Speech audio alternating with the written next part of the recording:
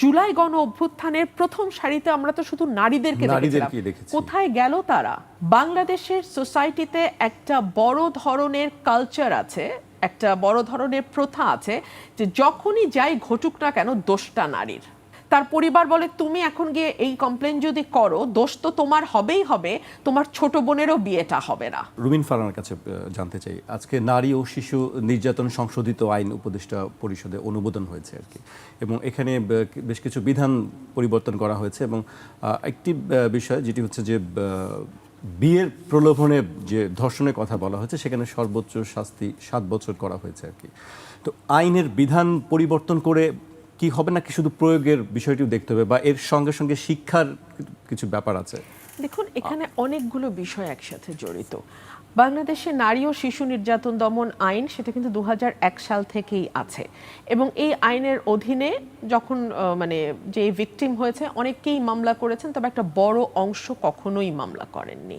সে কারণেই বলা হয় যে ধর্ষণের যেই মামলার ইয়েটা যদি আমরা পরিসংখ্যান দেখি, দেখা যায় যে খুব বেশি হলে 10 থেকে 15% মামলা করে, বাকি 85%ই চুপ করে থাকে, কোনো রকম আইনি প্রক্রিয়া যায় না। কেন? এক হচ্ছে বাংলাদেশের সোসাইটিতে একটা বড় ধরনের কালচার আছে, একটা বড় ধরনের প্রথা আছে যে যখনই যাই ঘটুক না কেন দোষটা নারীর। কখনো নারীর পোশাক দায়ী, কখনো নারী মাহরাম ছাড়া বাইরে গেছে কেন সেটা দায়ী, কখনো নারীর চাকরি করা দায়ী, কখনো নারী কেন ঘর থেকে এক পা বাইরে গেল সেটা দায়ী। আপনি দেখুন, এই সকল দায়কে বৃদ্ধাঙ্গুলি দেখালো আমাদের 8 বছরের ছোট্ট শিশুটি। তার পোশাককে আপনি দায়ী করতে পারবেন না, সে বাইরে কোথাও যায় নাই, সে তার নিজ বোনের বাড়িতে নিজ বোনের শ্বশুর দ্বারা ধর্ষিত হয়েছে। সো এই যে আমাদের সমাজের দীর্ঘদিনের প্রচলিত একটা সংস্কার, এক ধরনের প্রথা যেটা চালু আছে যে নারীরই দায়, এটা অনেক ক্ষেত্রে নারীকে বাধা দেয় মামলা করতে। বুক বুঝে থাকার কারণেই তো এই জিনিসটি হচ্ছে অনেক বছর ধরে। এটা নারী কথা বলছে না, যেমন আপনি বলছিলেন যে কয়টা ঘটনার মামলা হয়, কয়টা ঘটনা আসলে আমরা সংবাদ মাধ্যমে তুলে ধরতে পারি। নারী কেন মুখ বুজে থাকছে তার ওই যে কারণটা দিলাম। এক হচ্ছে সামাজিক যে স্টিগমা, যেটা দীর্ঘ সময় তাকে বয়ে বেড়াতে হবে। 2 হচ্ছে সে তার পরিবারকে পাশে পায় না। তার পরিবার বলে তুমি এখন গিয়ে এই কমপ্লেন যদি করো দোষ তো তোমার হবেই হবে, তোমার ছোট বোনেরও বিয়েটা হবে না। আমি খুব জেনে, আমি কেসগুলো করেছি তো মোস্তফা কামাল ভাই, আমি জেনে আপনাকে বলছি। মেয়েটা হয়তো আসছে আমাদের কাছে, মেয়েটা হয়তো চাচ্ছে মামলাটা করতে, মা মুখ গম্ভীর করে থাকে, বাবা তো আসেই না যে তোমার জন্য আমার পরিবারের মুখে চুনকালি পড়বে।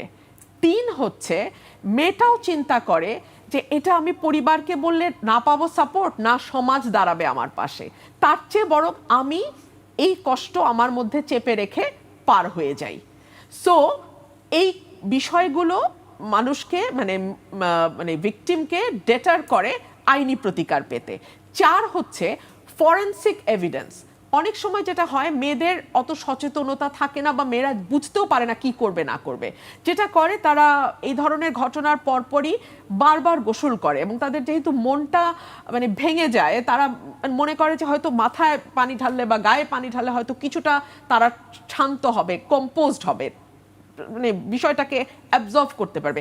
এতে যেটা হয়, ফরেনসিক এভিডেন্সটা ধুয়ে যায়, মামলাটা চালানো আগানো কঠিন হয়ে যায়। 5 হচ্ছে মামলা যখন চলতে থাকে যেসব প্রশ্ন করা হয়, যারা আসামি পক্ষের আইনজীবী তারা যেসব প্রশ্ন বাদীকে করতে থাকে, ভীষণ রকম মানসিকভাবে শক্তিশালী না হলে ওইসব প্রশ্নের মুখোমুখি হওয়া কোনো ভদ্র মেয়ে, সে যত বড় ভিকটিমই হোক, কঠিন হয়ে যায়। সো এইসব কারণে মেয়েরা কথা বলতে বা সামনে এগিয়ে আসতে দ্বিধাবোধ করে। আপনি ধর্ষণ তো অনেক বড় অপরাধ, নারী নির্যাতন তো অনেক বড় ব্যাপার। আপনি আমাকে বলেন তো, জুলাই গণ অভ্যুত্থানের প্রথম সারিতে আমরা তো শুধু নারীদেরকে দেখেছিলাম, কোথায় গেল তারা? তাদেরকে ট্রোল করে, সামাজিক যোগাযোগ মাধ্যমে হেনস্থা করে, তাদের সম্পর্কে কুৎসিত কথাবার্তা বলে 90% মেয়েকে আপনারা ঘরে ঢুকায় দিয়েছেন। সবাই তো রুমিন ফারহানা হয় না, আমি দুঃখিত আমি এভাবে বলার জন্য, আমার কিচ্ছু যায় আসে না।